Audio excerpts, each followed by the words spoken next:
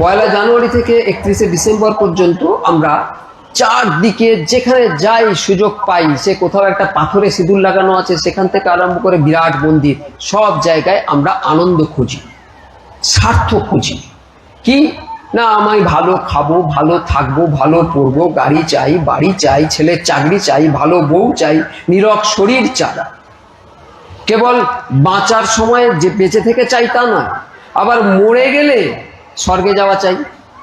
কি স্বর্গে যেতে ইচ্ছা হয় না? আবার কোন কোন ধর্মে আবার স্বর্গে গিয়ে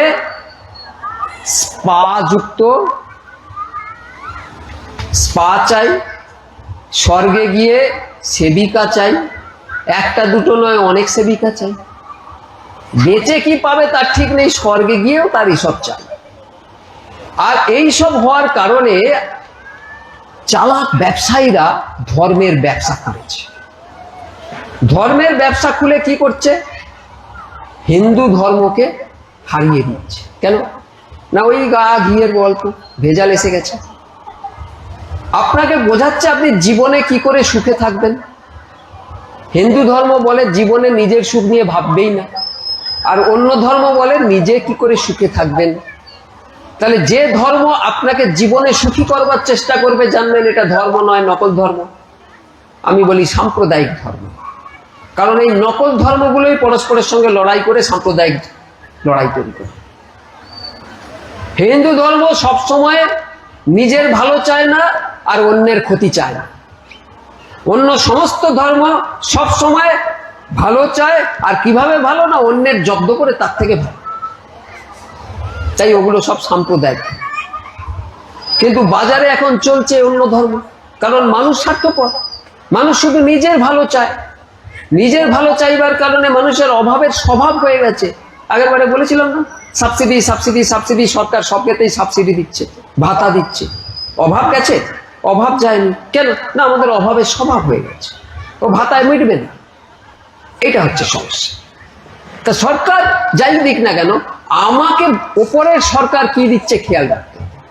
আমাকে ওপরের সরকার বুদ্ধি দিয়েছে, সেই বুদ্ধি দিয়ে উচিত অনুচিত বিচার করতে হবে। সেইটা বিচার করতে হবে যে কোনটা সাম্প্রদায়িক ধর্ম যে আমার স্বার্থের কথা বলে, কোনটা সাম্প্রদায়িক ধর্ম যে ধর্ম আপনি মরে যাওয়ার পরেও আপনাকে লোভ দেখায় যে মরে গেলে ওপরে 5 স্টার হোটেলে তুমি থাকার সুবিধা পাবে, সেখানে স্পায়ের ব্যবস্থা থাকবে, সেখানে 10টা 20টা 70টা দাসী বাঁধি থাকবে। যে ধর্ম আমাকে বেঁচে থেকেও লোভ দেখায়, মরে গেলেও লোভ দেখায়, সব সাম্প্রদায়িক ধর্ম। ও ধর্ম আপনার ভালো চায় না, বেঁচে থাকতে আপনার খাঁচা শরীরের ভালো করবার চেষ্টা করে, সংসারের সঙ্গে আপনাকে আটকাতে চেষ্টা করে। আর মরে গেলেও আপনি কি করে ভালো থাকবেন, সংসারের সঙ্গে আটকে থাকবেন, তার ব্যবস্থা করে। আপনারা দেখেছেন আগে কি ছিল? ওঝা, জ্যোতিষী, তান্ত্রিক। ওই যে পশ্চিমবঙ্গ বিজ্ঞান মঞ্চ বলে একটা প্রতিষ্ঠান ছিল, তারা খুব চেঁচামেচি করতো, এই ওঝা, মানুষ সাপে কামড়েছে, হসপিটালে যায়নি, ওঝার কাছে গেছে, তান্ত্রিকের কাছে গেছে, জ্যোতিষীর কাছে যাচ্ছে। কিন্তু এখন বিজ্ঞান মঞ্চ চুপ। কখন না, যখন লোকে বলছে ওইখানে একটা ধর্ম আবিষ্কার হয়েছে, জল খাইয়ে দিলে নাকি রোগ সেরে যায়। বিজ্ঞান মঞ্চ কিছু বলছে না, কারণ বিজ্ঞান মঞ্চের কিছু একটা স্বার্থ আছে হয়তো। তা এখন সমস্যা হচ্ছে এই যে এই স্বার্থের ধর্মগুলো চলছে। দেখবেন ইদানিংকালে ওঝা, মুসলিম ওঝা, খ্রিস্টান জ্যোতিষী, বৌদ্ধ তান্ত্রিক। আগে ওঝা ছিল, ওঝা বলতে আমরা ভাবতাম হিন্দুদেরই ওঝা। এখন কি হয়েছে? মুসলিম ওঝা। আগে আমরা ভাবতাম জ্যোতিষী মানে হিন্দুদেরই জ্যোতিষী, এখন কি হয়েছে? খ্রিস্টান জ্যোতিষী। আগে আমরা ভাবতাম তান্ত্রিক, তান্ত্রিক মানে হিন্দুদেরই তান্ত্রিক, এখন হয়েছে বৌদ্ধ তান্ত্রিক। সব ধর্মের সবাই সেজে গুজে লেগে পড়েছে ব্যবসা করতে। বদনাম শুধু হিন্দু ধর্মের উপর দিয়েছে। এগুলো হিন্দু ধর্মের জিনিসই নয়, এগুলো হিন্দুদের মধ্যে যুক্ত হয়ে গেছে। কিন্তু এই যে আমাদের লোভের স্বভাব, আমাদের লোভের জন্য ওই ব্যবসায়ীদের এখন কেল্লাফত। ছোটবেলা থেকে আমাদের স্বার্থপরতা শিখাচ্ছে, আর স্বার্থপরতার ধর্ম রমিয়ে চলছে। আমরা কি চাই? ধর্ম বলতে আমরা এখন কি বুঝি? স্বার্থপর মানুষ তো, আমরা কি বুঝি, একটা কাল্পনিক শক্তির আরাধনা, যে কাল্পনিক শক্তি আমাকে বড় করে দেবে, আমাকে কোথাও না কোথাও কিছু পাইয়ে দেবে। আমরা তার একটা নাম দিয়েছি, পিতা, ঈশ্বর, আল্লাহ, প্রভু ইত্যাদি। তাকেই সর্বশক্তিমান মনে করছি, আর তিনি নাকি সব শক্তি দিয়ে আমার সব উদ্ধার করতে হবে। কোনোটাই নয়, এগুলো কোনোটাই নয়, এগুলো সব কলিযুগের ধর্ম। এ ধর্ম আপনাকে তো উদ্ধার করবেই না, আপনাকে একদম পাকে চক্রে জড়িয়ে শেষ করবে। চৈতন্য মহাপ্রভু একটা কথা বলে গেছে, পৃথিবীতে যাহা কিছু ধর্ম নামে চলে, মনে রেখো তাহা কেবল পরিপূর্ণ ছলে। ছল। তাহলে আসল ধর্ম কি আপনারা জানতে চান তো? আসল ধর্ম সনাতন হিন্দু ধর্ম। তাহলে আসুন আসল ধর্মের গল্পটা আপনাদেরকে বল। নিজেকে মনে করুন যে আপনি রাজার প্রজা, দেশে একজন রাজা আছে, আপনি রাজার প্রজা, আপনাকে রাজা চেনে।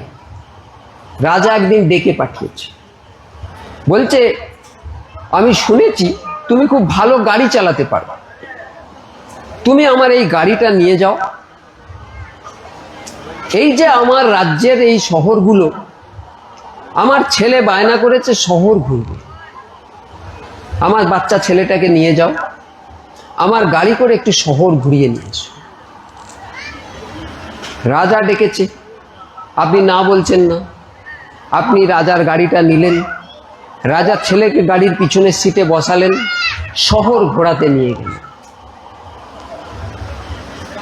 রাজা আপনাকে গাড়ি ভর্তি তেল দিল আর হাতে কিছু টাকা দিল, যাতে বাচ্চা কাঁদলে তাকে কিছু খাওয়াতে পারে আর নিজেও কিছু খেতে পারে। আপনি রাজার কাছ থেকে গাড়ি নিয়ে বেরোলেন, সব থেকে দামি গাড়ি।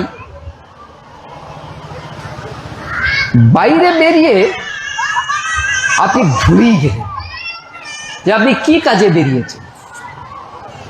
আপনার মনে হলো যে আমি সব থেকে দামি গাড়িটা পেয়েছি, আগে আমার বন্ধুদের দেখাই যে দেখ আমি কি পেয়েছি। তারপর বন্ধুদেরকে দেখালেন, বন্ধুরাও তাদের গাড়ি নিল, চলে গেলেন দূরে কোথাও একটা মাঠে খেলা দেখতে। রাস্তায় যেতে যেতে এক জায়গায় দাঁড়িয়ে ফুচকা খেয়ে নিলেন। কোথাও একটা সিনেমা হচ্ছে, আপনি দাঁড়িয়ে সিনেমা দেখলেন। আপনি যে রাজার থেকে দায়িত্ব নিয়ে বেরিয়েছেন রাজার ছেলেকে শহরে ঘুরিয়ে নিয়ে যেতে, আপনি ভুলেই গেছেন, আপনার মনে নেই। গাড়ির পিছনের সিটে বাচ্চাটা বসে বসে কাকু কাকু মাঝে মাঝে ইশারা করছে, কিন্তু আপনি এমন মন হয়েছে আপনি খেয়ালই করছেন না, আর গাড়ি চলছে, ইঞ্জিনের আওয়াজ, খেয়াল নেই। এই করতে করতে হঠাৎ গাড়ির তেল ফুরিয়ে গেল, গাড়ির ইঞ্জিন থেমে গেল। ততক্ষণে আপনার হাতের টাকাও ফুরিয়ে গেছে। তেল যখন ফুরিয়ে গেল, ইঞ্জিন থেমে গেল, পেছনে আপনি কান্না শুনতে পেলেন, কাকু কাকু করে ডাকছে।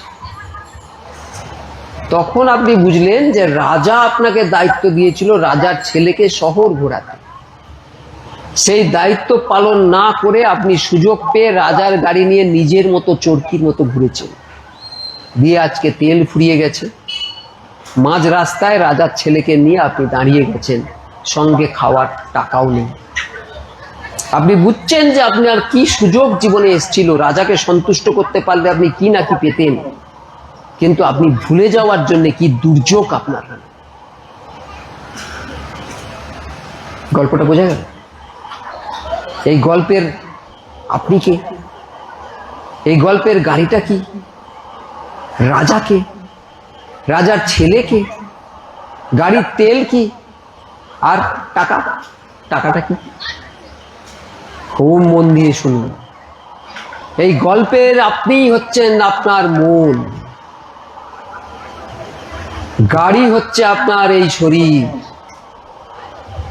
রাজার ছেলে হচ্ছে আপনার শরীরের মধ্যে বসানো নারায়ণের অংশ আত্মা। রাজা হচ্ছে জগতে ব্যক্ত সেই পরমাত্মা। আমরা সবাই সেই একই ভুল করে ফেলেছি। আমাকে সুযোগ দিয়েছে, আমি দুর্যোগ জীবনে এনেছি। গাড়ির তেল হচ্ছে আমাদের আয়ু, যারা মারা যায় তাদের মরণকালে খেয়াল হয় আমি কি সুযোগ পেয়েছিলাম, যখন তার তেল ফুরিয়ে যায়। হাতের টাকা হচ্ছে আমাদের প্রত্যেকের জীবনের সৌভাগ্য, যে সৌভাগ্যের জন্য আমরা একটা সময়ে আমরা সুস্থ শরীর পাই, সুস্থ মন পাই, কিছু অর্থও হয়, জীবনে প্রতিপত্তি হয়, প্রভাব হয়, কিন্তু সব সুযোগকে আমরা দুর্যোগে পরিণত করি, শেষ দিনের জন্য নিজেকে তিল তিল করে নষ্ট করি।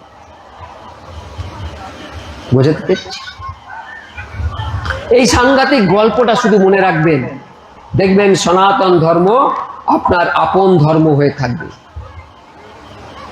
গল্পের গাড়ির যে রাজা, জগতে ব্যক্ত পরমাত্মা, সে আপনাকে দিয়েছিল সব থেকে বড় সুযোগ।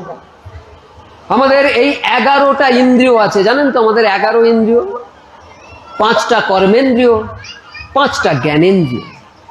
5টা কর্মেন্দ্রিয় আর 5টা জ্ঞানেন্দ্রিয়ের মালিককে? সেই হচ্ছে আপনি, আপনার মন। মনই বন্ধন আর মোক্ষের কারণ। মন কি সর্বনাশ করে, কি উত্থান করে? করে আমাদের মন। ব্রহ্মবিন্দু উপনিষদ বলে একটা উপনিষদ আছে, মৈত্রেয়ী উপনিষদ বলে আরেকটা উপনিষদ আছে। ব্রহ্মবিন্দু উপনিষদে বলছে মনয়েব মনুষ্যানাম কারণম বন্ধমোক্ষায়। মৈত্রেয়ী উপনিষদ বলছে চিত্তমেব হি সংসার, মনই সংসার। পৃথিবীর আইনে ইন্দ্রিয়ের হিসাবে কাজ হয়, কেউ কাউকে গুলি করে দিল, খুন করে দিল, সরকার তার বিচার করবে। ভগবানের আইনে মনের হিসাবে কাজ হয়। আপনি কাউকে গুলি করেননি, খুন করেননি, কিন্তু আপনি মনে মনে ভেবেছেন যে ওকে একটু বিষ খাইয়ে দিতে হবে, একটা লোক ঠিক করতে হবে। পারেননি, কিন্তু আপনি ভেবেছেন আপনাকে তার দাম দিতে হবে। এই 5টা ইন্দ্রিয়, 5টা জ্ঞানেন্দ্রিয় মন ছাড়া কাজ করতে পারে না, কিন্তু মন এই সব হারিয়ে ফেলে। সঠিক ধর্ম কি? মনের নিজের আনন্দের জন্যে রাজার ছেলের কথা ভুলে গিয়ে নিজের মতো যাত্রীকে নিয়ে ঘুরে বেড়ানো, এটা? নাকি রাজার কথা মনে রেখে তার দায়িত্বটা নিয়ে দায়িত্ব সহকারে রাজার ছেলেকে ঘুরিয়ে ফিরিয়ে নিয়ে যাওয়া? মনের কাজটা কি? ধর্ম কি? আমরা সংসারের গাড়ির ইঞ্জিনে বসে আমরা এই আওয়াজের কারণে পেছনে তার কান্না শুনতে পাই না। কেন? মায়া। মায়া আমাদের লোভী করে, আর যখন লোভী হয়ে আমরা স্বার্থ পূরণের জন্য ছটফট করি, তখন একটা পেছন থেকে জিনিস তৈরি হয় যা আমাদের আষ্টে পৃষ্ঠে জড়িয়ে থাকে। কি জিনিস? মহর্ষি ব্যাসদেব বলেছেন শোক, মোহ, ভয়াপহ। শোক, মোহ আর ভয়। জীবনের শুরুতে আমাদের খালি থাকে চাওয়া, জীবনের শুরুতে খালি থাকে চাওয়া। যখন কিছুটা কিছুটা পাওয়া হয়, তখন থেকে শুরু হয় শোক, মোহ, ভয়। যখন কিছু চলে যায়, তখন শোক শুরু হয়। যখন কিছু চলে যাওয়ার ভয় হয়, তখন ভয় আসে, আর ভয়ের কারণে যেটুকু আছে তাকে আঁকড়াবার জন্য মোহ আসে। এই শোক, মোহ আর ভয় আমাদের যে প্রথম ভুল, সেই প্রথম ভুল থেকে দ্বিতীয়, তৃতীয়, চতুর্থ ভুল করে। প্রথম ভুল কি? নকল আনন্দের পেছনে ছোটা, আর নকল আনন্দের পেছনে ছুটতে গিয়ে এই পরের ভুলগুলো হয়ে গেল। ধরুন দিনের বেলা একটা গোডাউনের ভিতরে একটা ঘর আছে, একটা ঘরের ভিতরে একটা বাক্স আছে। সেই বাক্সের ভেতরে আলো আছে না অন্ধকার আছে? দিনের বেলা হতে পারে, কিন্তু গোডাউনের ভেতরে ঘরের ভিতরে বাক্স, তাহলে বাক্সের ভিতরে আলো থাকতে পারে না। ঠিক সেই রকম আমরা আমাদের যে আনন্দ, যেটা আমাদের জন্য ভগবান সব সময় ব্যবস্থা করে দিয়েছে, ভুল জানার জন্যে, ভুল দিকে যাওয়ার জন্যে আমরা কি করে ফেলেছি? শোকের গোডাউন তৈরি করেছি। শোকের গোডাউনে, মোহের ঘরে, ভয়ের বাক্সতে সব ঢেকে রেখে দিয়েছি। তাই আনন্দ আমাদের চারপাশে ভগবান সাজিয়ে রাখলেও আমরা কিছুতেই সেই আনন্দ পাচ্ছি না।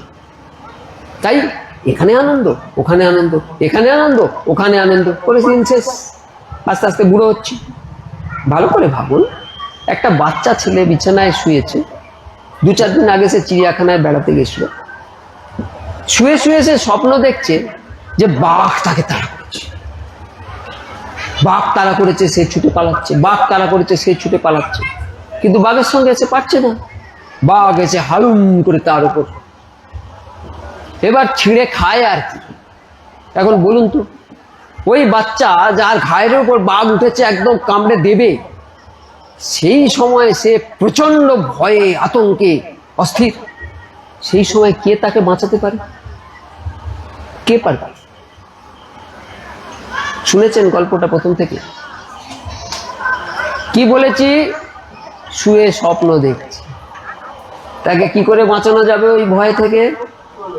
নাড়া দিয়ে ডেকে দিই। সে জেগে গেলেই দেখবে সে বিছানায় শুয়ে আছে পাশ বালিশ জড়িয়ে, বাঘও নেই আর বাঘের দাঁতও নেই। হ্যাঁ না? না তাহলে সে ভয় পাচ্ছিল কেন? সে জানে না, সে মায়াগ্রস্ত ছিল। মায়া বাঘ তাকে ভয় দেখাচ্ছে, ডেকে দিলেই হয়ে যায়। ঠিক সেই রকম যারা আজকের যুগের শোক মোহ ভয়ে ছটপট করে কি করে নিজের জিনিস আঁকড়ে রাখা যায় এই চেষ্টা করতে গিয়ে ভুল করছে, একটা ভুল আরেকটা ভুল আরেকটা ভুল করছে, তারা কি করে উদ্ধার পাবে? তাকে যদি কেউ একবার ডেকে দেয় যে তুমি শোকের জঙ্গলে মোহের অরণ্যে ভয়ের বাঘের তাড়া খেয়ে ঘুরছো, একবার জেগে যাও, জেগে নিজের ভেতরের নারায়ণকে অনুভব করো, দেখবে বাঘ নেই, জঙ্গল নেই, কোনো দুঃখ নেই, সব তোমার জন্য সাজানো আছে। সেই জন্যে স্বার্থান্বেষীরা, সাধারণ মানুষ অস্থির হয়ে এটা সেটা পাওয়ার চেষ্টা করে। আর যখন মানুষ জ্ঞানী হয়ে যায় তখন পড়াশোনা ছেড়ে দিয়ে তারা সন্ন্যাসী হয়ে যায়। কোন সন্ন্যাসী? সন্ন্যাসী। সনাতনের সন্ন্যাসী কখনো আনন্দ চায় না। সনাতনের সন্ন্যাসী কি চায়? জ্ঞান চায়। সনাতনের সন্ন্যাসী কি চায়? জ্ঞান চায়। কোন জ্ঞান হলে আমার এই ভুল ধারণা দূর হবে, আমি জেগে উঠব, মায়া জালকে ছিন্ন বিচ্ছিন্ন করে দেব। মায়ার বাঁধন কাটিয়ে ভগবানের সঙ্গে নিজেকে যোগ করতে পারলে আমরা যে পারমার্থিক আনন্দ পাবো তাই হলো পরমানন্দ।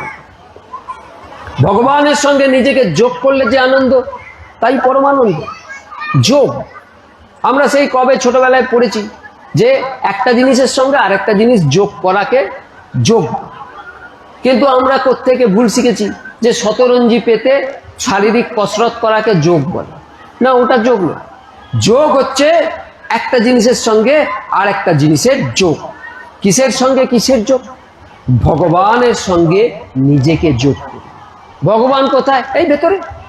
নারায়ণ প্রথমেই বলেছি। আপনি কোথায়? ভেতরে। আপনার মন প্রথমেই বলেছি। তা দুজন পাশাপাশি আছে, খালি দুজন কিভাবে আছে? দুমুখ হয়ে বসে আছে। আপনাকে যুক্ত করে দিতে হবে। কি করে যুক্ত করবেন একটু বলেন, মনে রাখবেন।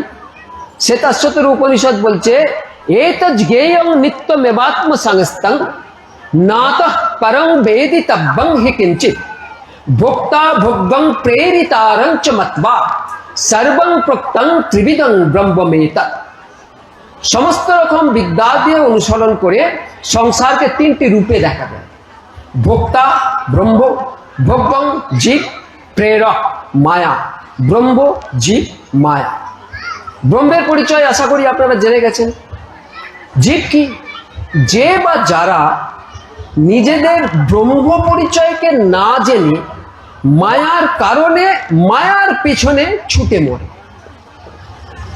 নিজেদেরকে ব্রহ্ম এই পরিচয় না জেনে মায়ার কারণে মায়ার পেছনে ছুটে পড়ে, সে হলো জীব।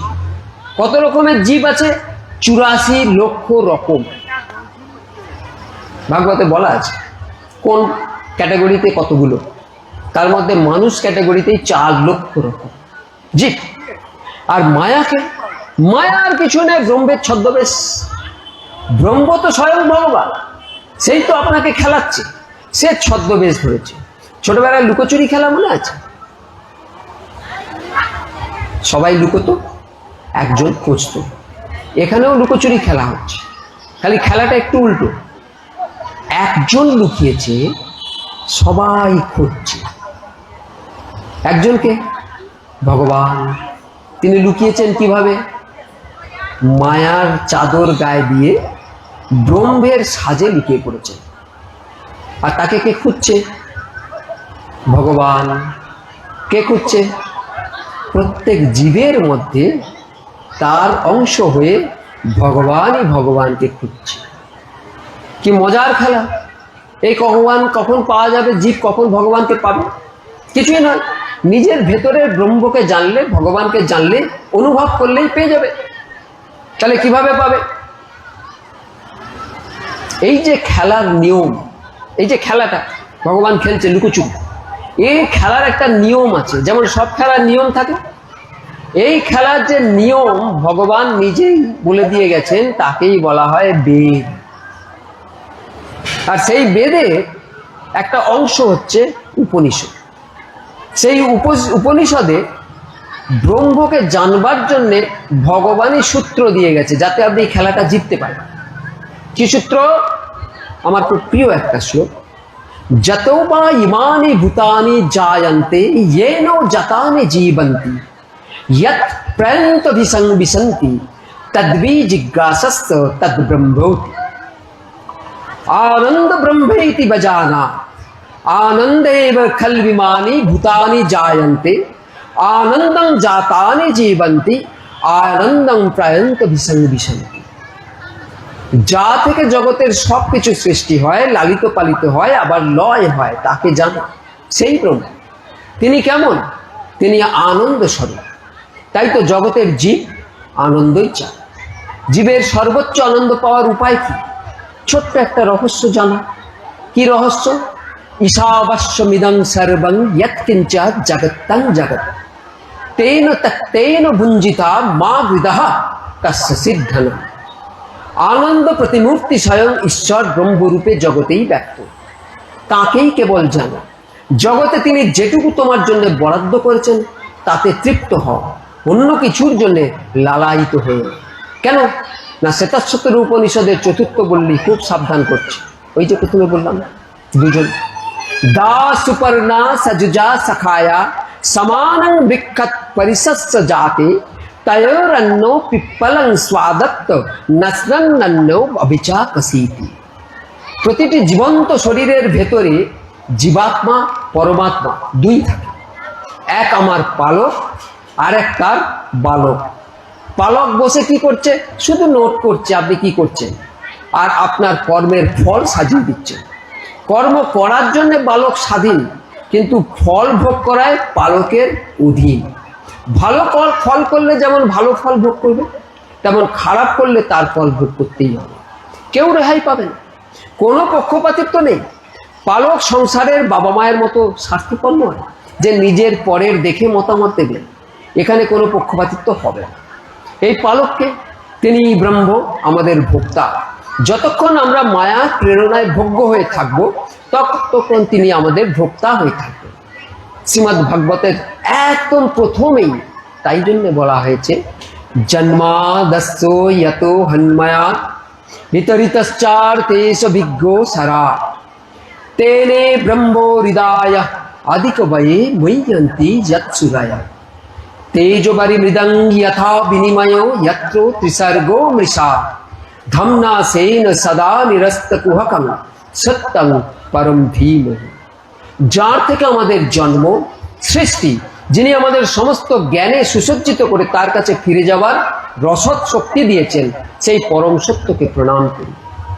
ধর্ম প্রজ্জিত কৈতব হত্র পরম নির্মৎ শরণাং শতাং বেদ্যং বাস্তব মাত্র বস্তু শিবতং তাপত্রয় উন্মিলনং। শ্রীমদ্ ভাগবতে মহামুনিকৃতে কিংবা পরৈরীশ্বরঃ সদ্য হৃদ্য বরুদ্ধেতে হত্র কৃতিবি সুষ্ঠু সুস্ভিজ তৎক্ষণাঃ।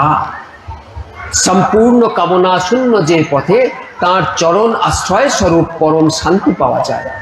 যে ধর্ম ত্রিতাপ মূল সমেত উৎপাটিত করতে পারে সেই ধর্মের কথা। ত্রিতাপ কি?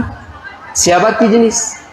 এই যে দুঃখ দুঃখ করে সাম্প্রদায়িক ধর্মে আমরা আনন্দ খুঁজি, যারা আমাদের দুঃখ ঘুচিয়ে দেওয়ার মিথ্যে প্রতিশ্রুতিতে আমাদের পরকালের সর্বনাশ করে, তাদের একবার জিজ্ঞেস করবেন ত্রিতাপ কি, কত রকমের হয়, কিভাবে হয়, কি তার প্রতিকার।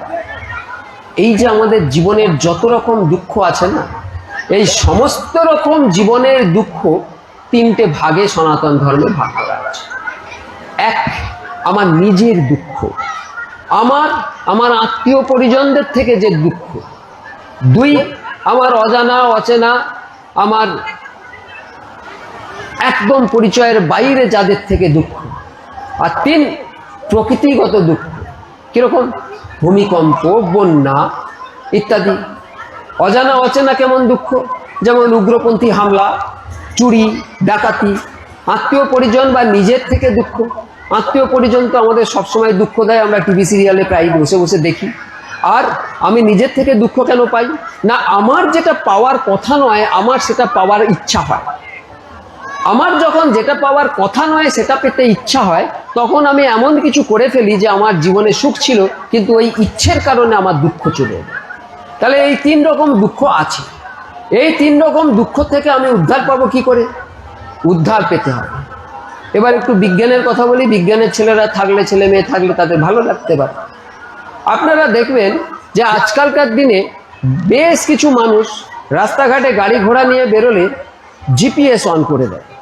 মোবাইলে জিপিএস অন করলে কি হয় না, সে যেখানে যেতে চায় তাকে সেখানকার জায়গায় যাওয়ার রাস্তা দেখায়, মোবাইলেই দেখায়। অনেকেই যায়, দেখবেন ওই রাস্তা দেখে দেখে যাচ্ছেন, আপনি একটা জায়গা বুঝতে পারেননি, ভুল করে একটু অন্যদিকে চলে গেছেন। জিপিএস কি করে? আপনাকে আবার অ্যারো দেখায় যে কিভাবে আপনি উল্টো দিক থেকে ঘুরে এলে আবার ঠিক রাস্তায় পৌঁছাবেন, দেখায়। তাহলে কে দেখাচ্ছে? ওই ব্যবস্থা। কি দেখাচ্ছে? স্যাটেলাইট থেকে। ঠিক যেমন জিপিএস আপনাকে রাস্তা দেখায়, ঠিক সেই রকম ওপরে পরমাত্মা স্যাটেলাইট আপনার ভিতরে বসানো আছে, আত্মা সিম কার্ড, আপনাকে সব সময় রাস্তা দেখায়। দেখবেন প্রথম যখন একটা বাচ্চাকে তার বন্ধুরা বলে একটু খান, মদ খাওয়াচ্ছে, সে বাচ্চা তখন বলে না না আমি খাবো না। না একটু খান। হ্যাঁ আমি খাবো না, আমি কোনোদিন খাইনি। দেখ তুই বড়ই হসনি এখন, খা একটু। না আমি খাবো না। তেরি তুই বেটা ছেলেই না, যা। এতক্ষণ সে খাচ্ছিল না, তাহলে খাচ্ছে না কেন? তার ভেতরে ইশারা, খাস না, ওটা তোর জন্য ঠিক নয়। যখন বললো তুই তো বেটা ছেলেই নয়, তখন তার কি মনে হলো? আমার পৌরুষত্ব নিয়ে কথা বললো, আর একটু বেটা ছেলে প্রমাণ করতে হবে, প্রমাণ করার জন্য আমাকে খেতে হবে। সে খেয়ে ফেললো। এইভাবে সে খেতে শুরু করলো, তারপর আস্তে আস্তে মৎখর হয়ে গেল। তাহলে শুরুতে কে বাধা দিয়েছে তার ভেতরে? সে ভুল লাইনে যাচ্ছে, তাকে জিপিএসে ইশারা করা হচ্ছে তুমি ঠিক লাইনে এসো। আমরা যারা মোবাইল ব্যবহার করি তখন বুঝতে পারি যে আমাকে কেউ নজর করে। যে মোবাইল ব্যবহার করে না সে জানেই না তাকে কেউ নজর করছে, কিন্তু ওপর থেকে স্যাটেলাইট নজর করে। ঠিক সেই রকম আমাদেরকে ভগবান সবসময় নজর করছে এবং আমাদের ঠিক জায়গায় পৌঁছে দেওয়ার চেষ্টা করছে। সেই যে আরামের বিছানায় শুয়ে থাকা বাঘের স্বপ্ন দেখে ভয় পাওয়া বাচ্চাটার কথা বললাম, তার বিপদ থেকে উদ্ধার পাওয়ার একমাত্র উপায় কি ছিল? জেগে ওঠা, জেনে যাওয়া যে তার কোনো বিপদ নেই। ঠিক তেমনি আমাদের দরকার কেবল জেগে উঠবার জ্ঞান। কে জাগবে? ভেতরের আত্মা নারায়ণ। কিভাবে জাগবে? তার নাম ধরে ডাকলেই জাগবে। কি নাম ধরে ডাকবো? যে জাগবে তার নাম ধরে ডাকুন। কে ডাকবে? যে অবহেলা করে নারায়ণকে ঘুম পাড়িয়ে দিয়েছে। কে সে? আমাদের মন। তাহলে তার নাম কে করবে? মুখ না মন? আমরা সাধারণত জপ মুখে করি তো, কি বলছে শাস্ত্র? মুখ থেমে গেলেও চলবে, কিন্তু মন যেন না থামে। তাহলে কি করতে হবে? মনে সব সময় ভেতরের সেই নারায়ণের নাম স্মরণে রাখতে হবে। তাহলে ধর্ম জানতে গিয়ে আমরা কি পেলাম? আমরা পেলাম দুটো। এক, বিশ্বাসঘাতক যে রাজার ছেলেকে নিয়ে নিজের মতো গাড়ি নিয়ে ঘুরছে। দুই, যে মনে রেখেছে রাজার ছেলেকে, মনে রেখে রাজার ছেলেকে যত্ন করে ঘুরিয়ে ফিরছে। এই কাজটা যে করে তাকে বলে পরাধর্ম, প্রকৃত সনাতন ধর্ম। আর যে রাজার ছেলেকে ভুলে গেছে, নিজের মতো ঘুরছে, ঘুরছে বটে কিন্তু কাউকে ধাক্কা মারছে না, কারোর ক্ষতি করছে না, এ হলো অপরাধ ধর্ম। আর একজন আছে যে হতভাগা, সে তো নিজে তো ভুলেই গেছে, রাজার গাড়ি দামি পেয়ে সব ভুলে গেছে, সে সবাইকে ধাক্কা মেরে এদিক ওদিক। আচ্ছা,